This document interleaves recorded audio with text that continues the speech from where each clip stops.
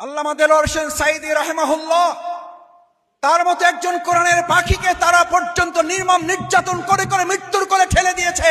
আমরা তার জানাজা পর্যন্ত ঢাকায় করতে পারি নাই। এই দুঃখ এই কষ্টের প্রতিফলন 5ই আগস্ট ঘটেছে। তার প্রতিফলনের অংশ হিসাবে আপনাকে বাংলাদেশ ছাড়তে হয়েছে। আপনি আমাদের জানাজা করতে দেন নাই, আর মানুষ আপনাকে বিদায় নিতে দেয় নাই। আমাদের ঘর বাড়িগুলো বুলডোজার দিয়ে ভেঙে দেওয়া হয়েছে। আমাদের গরিব কর্মকর্তা কর্মচারীদের চাকরিগুলো শেষ করে দেওয়া হয়েছে। আমাদের ব্যবসা প্রতিষ্ঠানগুলোকে বন্ধ করে দেওয়া হয়েছে।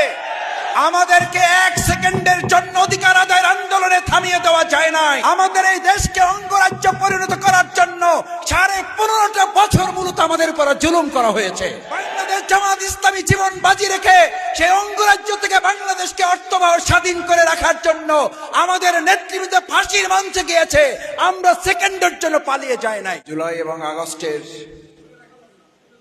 5 তারিখ পরবর্তী সময় পর্যন্ত ষড়যন্ত্র প্রতিরোধে শুধু বাংলাদেশ নয়, গোটা পৃথিবীতে যারা সোনার অক্ষরে নিজেদের নাম লিখিয়েছে, ইতিহাস তৈরি করেছে, আমাদের সেই সকল তরুণ যুবক ছাত্র সমাজের প্রতিনিধিত্বকারী ছাত্র শিক্ষার্থী বন্ধুরা, আজকের সম্মানে উপস্থিত আমাদের সম্মানিত সুধী মণ্ডলী ভাই এবং বন্ধুগণ, মহান আল্লাহর দরবারে শুকরিয়া আদায় করছি যে আল্লাহ তাআলা আমাদের অসংখ্য শহীদের রক্তের বিনিময়ে বিশেষ করে বাংলাদেশের এই ঢাকার রাজধানীর বুকে 2টি গুরুত্বপূর্ণ অঞ্চলে সবচেয়ে বেশি জালিমের জুলুম এবং তাদের বুলেট আমাদের বুককে ঝাঁঝরা করেছে, শহীদ হয়েছে, আহত, পঙ্গুত্ব বরণ করেছে।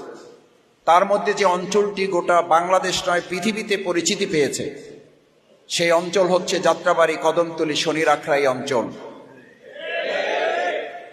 আমরা এই অঞ্চলের সম্মানিত সুধী মণ্ডলী ছাত্র জনতাকে আজকে বিশেষভাবে আন্তরিক ধন্যবাদ, অভিনন্দন, কৃতজ্ঞতা জানাই